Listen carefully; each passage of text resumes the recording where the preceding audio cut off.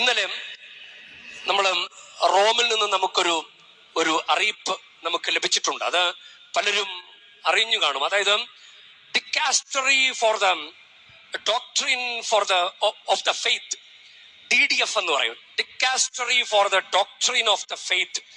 അങ്ങനെ ഒരു തിരുസംഘം അതിന്റെ ഭാഗമായി മാറ്റർ പോപ്പുലി ഫിദേലിസ്, അത് the mother of the faithful people of God, Mariyam വിശ്വാസികളുടെ അമ്മയ, അങ്ങനെ ഒരു പ്രയോഗം കൊണ്ടുവന്നിട്ട് പറയുകയാണ്. ആളുകള് ഇപ്പൊ ജോൺ പോൾ രണ്ടാമൻ പാപ്പായുടെ കാലം മുതൽ തന്നെ അതിഭക്തരായ മരിയ ഭക്തരായ ആളുകൾ അവര് മാതാവിനെ സഹരക്ഷക ആയി പ്രഖ്യാപിക്കണം എന്നൊരു മുറവിളി ഉണ്ടായി. മാതാവ് സഹരക്ഷകയാണ്, മാതാവ് സഹരക്ഷകയാണ്, ഇങ്ങനെ പറയാൻ തുടങ്ങി. അപ്പോ അത് കത്തോലിക്ക സഭയിലെ മാതാവിനെ കുറിച്ച് പഠിപ്പിക്കുന്ന 4 വിശ്വാസത്യങ്ങൾ AD 431 മാതാവ് ദൈവത്തിന്റെ അമ്മയാണെന്ന് സഭ പഠിപ്പിച്ചു. പിന്നീട് 649 മാതാവ് നിത്യം കന്യകയാണെന്ന് പഠിപ്പിച്ചു.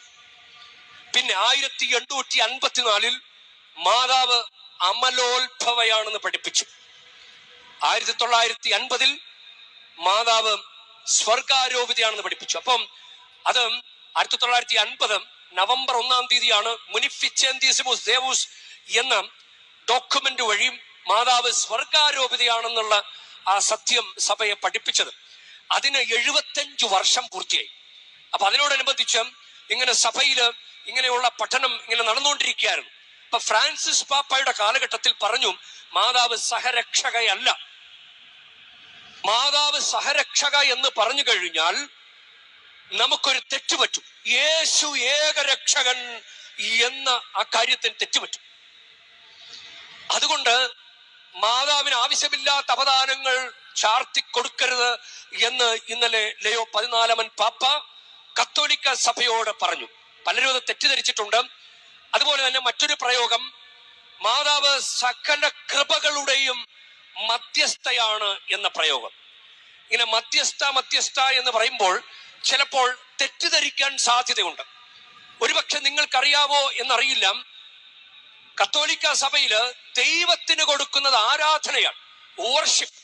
അതിന് ലാറ്റിൻ വാക്ക് പറയുന്ന ലാട്രിയ എന്നാണ്. ലാട്രിയ നിങ്ങൾ ഗൂഗിളിൽ അടിച്ചു നോക്കിയാൽ കാണും, LATRIA, ലാട്രിയ.